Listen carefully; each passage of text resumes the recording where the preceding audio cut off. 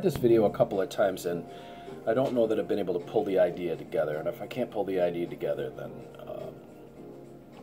I'm going to abandon it. There are 78 cards in a tarot deck, and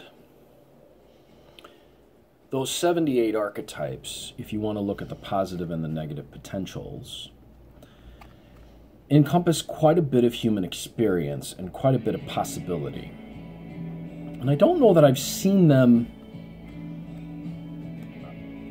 I don't know if I've seen anything come up that couldn't be represented in them.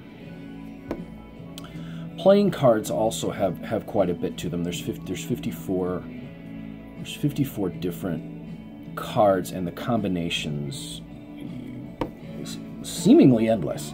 Same thing with Lenormand. You have quite a bit of possibilities once you start, taking those 36 cards and you start pairing them up and tripling them. There's, theoretically, I guess that could be with any oracle that's like cards, okay?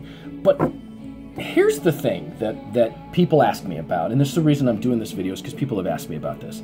They've said, on some occasions, folks have had an oracle that was sort of cleansed of the challenges. Let's call it that way.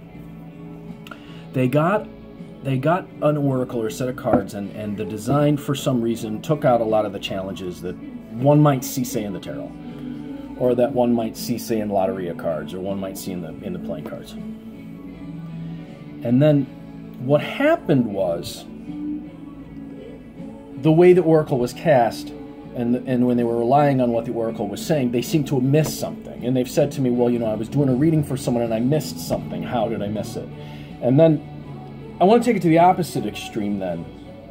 Those oracles that are really, really negative, and they have really dark imagery,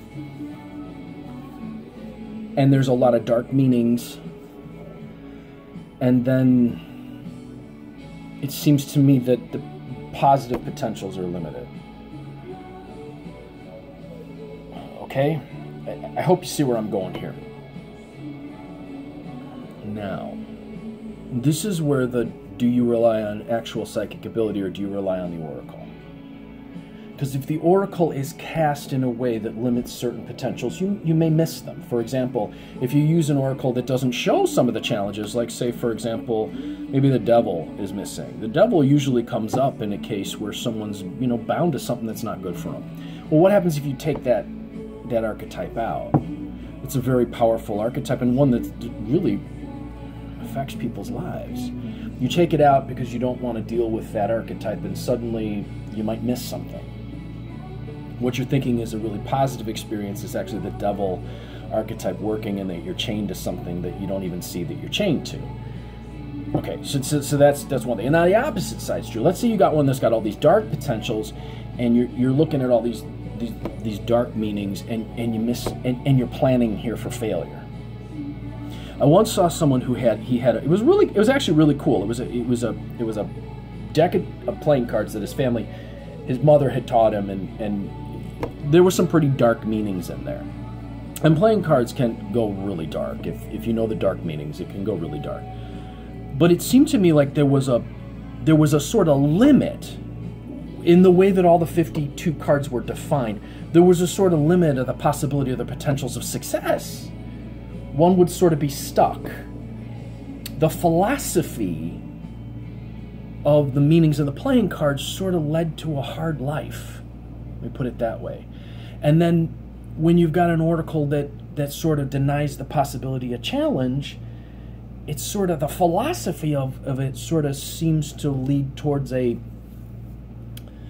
maybe a stick your head in the ground kind of life. So what do you do about that? And then here's the thing too, is that, because again, people have come to me and they're like, well, I missed this. I didn't see this coming. Well, does the oracle allow for those potentials? Okay, so can you see challenges when they're coming in the oracle? Like in tarot, you can. Lenormand, you can, all the oracles I show on here, you can see challenges when they're coming. You can also see success and possibilities. Also, there's another side of things. Every single archetype, every single symbol that's out there has a positive and a negative. Every experience in our life can be viewed from the positive or the negative.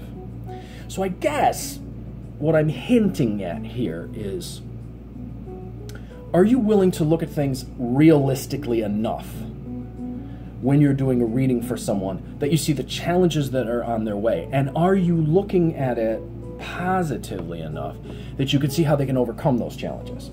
One of the things I deal with all the time with clients is that someone will sit down and they'll lay all the negatives out for them. And then that's it. This is what's going to happen. And then the psychic says, this is what's going to happen, and that's it. And if the person accepts that, that probably is what's going to happen. But if you see something that's negative, are you allowing for the positive potentials as well? And what are you using to sort of change? You can change these things if you know what you're doing. So let me sum up quickly. Are you using an oracle, or are you using a philosophy for approaching this that allows for challenges to come in a person's life? Because you have to acknowledge that challenges are often the things that make great people. And the other thing is that when you make a wish, quite often the challenge comes to turn you in the kind of person that can accept that wish. And though someone who's doing a reading who might adopt a philosophy where I'm only going to look at the positives, might not see the real positive of the challenge that's coming to make, look, you made a wish. This series of events that's coming is what needs to happen for you to be the kind of person that can get that wish. Because some wishes don't just come unless you're the kind of person that can handle that wish. And quite often the challenges come in our lives because we've made a wish, and quite often we've forgotten we made that wish. Secondly, is there so much negativity in the reading style, in the oracle, in the philosophy of whoever's doing the reading or who's ever getting the reading, that it doesn't ever allow for success? Someone said to me once, I'm not going to plan for failure. And there's an incredible amount of power behind that if you truly believe that. In which case looking at one of those oracles that kind of scrubs the challenges out could empower you in that sense. But here's the other thing. Sometimes other people are involved. And sometimes it doesn't matter how positive you are, you might have to deal with a challenge that comes from someone else. So consider this. Is it balanced and realistic, your approach? Does it allow for challenges and the possibility of overcoming those challenges? Secondly, is it a balanced approach in that it allows for success and that it's not all negative? A lot of times when people read for themselves, especially young students, I watch people read for themselves very harshly. They don't believe that it's coming because they don't believe that they deserve it. So they'll see something good in the cards and then they'll just throw it out. Well, this can't possibly be coming to me. It's got to be lying. I'm interpreting it wrong, they'll say. Because they're so used to being down on themselves and to shooting themselves in the foot that they don't allow for the positive potential. So do you allow in this for the challenges, and do you allow also for the positive potential? Now, for those of you guys who are getting readings, for every challenge that comes along, there's a means to success. And for every dark thing that comes, there's a possibility of something positive that can come out of it. And sometimes the thing that we think is the greatest curse becomes the greatest blessing. And sometimes the thing that we think is the greatest blessing becomes the greatest challenge and the greatest curse. So, with that in mind, those folks who have asked me, well, I missed something. I didn't see it. Why didn't I see it? Well, there could be a lot of reasons for that. But one of the things that you can do is you can ask yourself is, do I have a balanced view as I approach this of the potentials of both the positive and the negative in any situation? The good news is that if you're doing a reading and you see the positives and the negatives, you can help your clients move towards the positives so they have the success that they want. Also, if you've gotten a reading where someone's giving you all the negatives, if someone knows what they're, the reader knows what they're doing, they can start to move you out of that situation towards another outcome. Hopefully. You know, in some situations, it may be, you know, gone along for a long time, and there may be a lot more to do with the change. But it doesn't, I like what Spock says. I like to believe there are always possibilities. So, are there possibilities? Not just negative possibilities, not just positive possibilities, but the possibilities of this challenge is coming. I'm gonna greet it as it comes and be able to overcome it. This negative thing is happening. Can I turn it into a positive as well? And is there a potential for success? So do I allow for success in my readings? And do I allow for the challenges that can help me grow as an individual to get what it is that I'm really seeking? I think those things are very, very important. And I hope I've done this topic justice, because, as I said, I was kind of uncertain about how to approach it. But I did know that people are asking me questions surrounding this all the time. And so let me know. Let me know if this helps you. Let me know what you think. Let me know if this is answering the questions that you guys are asking about this stuff. So it might not be in your best nature to grab onto an oracle that's all positive, because you might go, well, it's limited in the reality of it. And if yours is all dark and all gloom and doom, you might ask yourself, well, why is success never happening? Well, maybe that. Now, here's the other thing that's mind-blowing. Does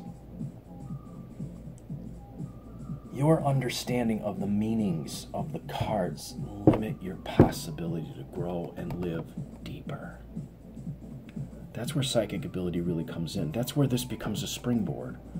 When it's not just about the archetype that's on here, it's about really what's happening with the individual, and it's really, there's something much bigger at work here. So that it's not a case of, well, the foundation is crumbling. It's a case of, well, something's being revealed right now that can make for a much stronger something in your life. Instead of looking at the person and saying, well, something really bad's coming for you. No, some illuminating thing. I will tell you, I'll end this with a story. I pulled this one time when I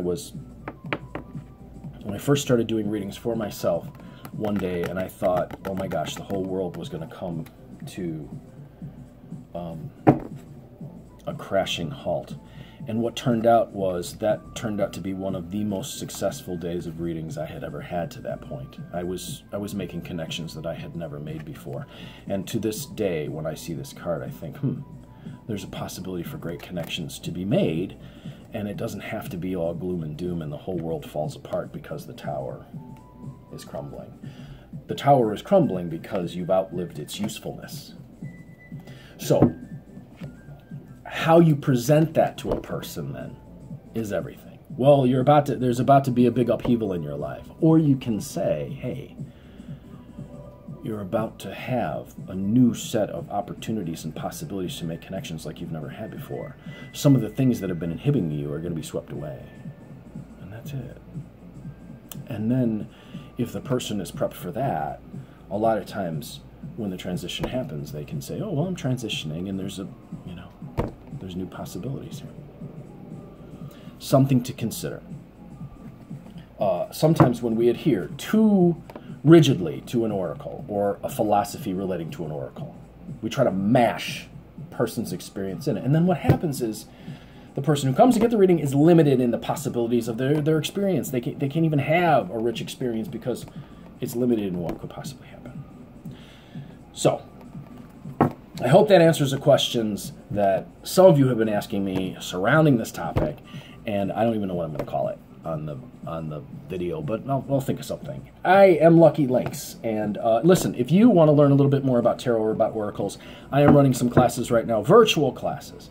I have an intermediate to advanced tarot class. I have a playing card course, a Lenormand course, a crystal ball course.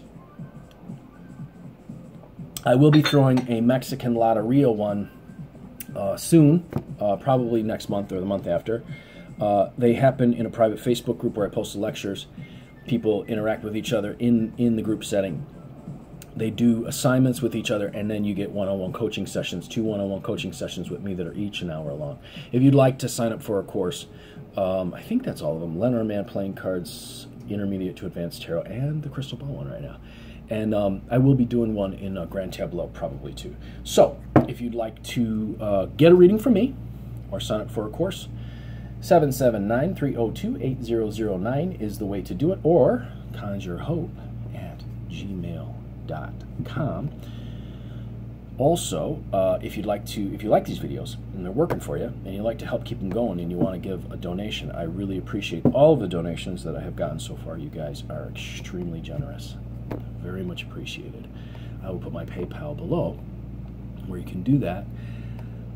Again, I am Lucky Links, and as always, I am wishing you success and good fortune.